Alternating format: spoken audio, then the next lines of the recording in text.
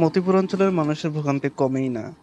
বৃষ্টি এবং কিছুক্ষণ বৃষ্টি হলেই এখানেই পানি জমে যায় এই সড়কে, এবং কি এই সড়কের কিছু কিছু জায়গা ভাঙাও। আপনারা নিশ্চয়ই দেখতে পাচ্ছেন এই যে সাইড বাই সাইড, এক সাইডে একটু ভাঙা। জনগণ আমাকে জানিয়েছে যে এখানে কিছুক্ষণ বৃষ্টি হলেই এই রোডে পানি উঠে যায়, এবং কি রোডের এক সাইডে পানি থাকে। রিক্সা, অটোরিক্সা কিংবা অন্যান্য যানবাহন চলতে খুবই সমস্যা হয়।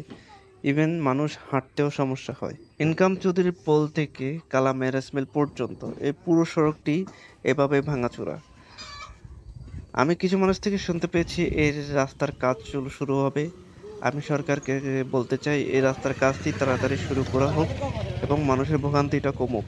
আদৌ কি কমবে এই নোয়াখালীর মতিপুর অঞ্চলের মানুষের ভোগান্তি?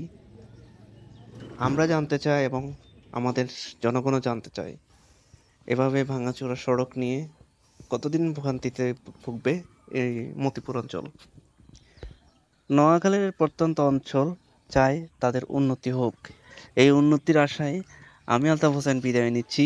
আলতাফ হোসেন শরীফ, নোয়াখালী থেকে। Altaf Hossain official Facebook page.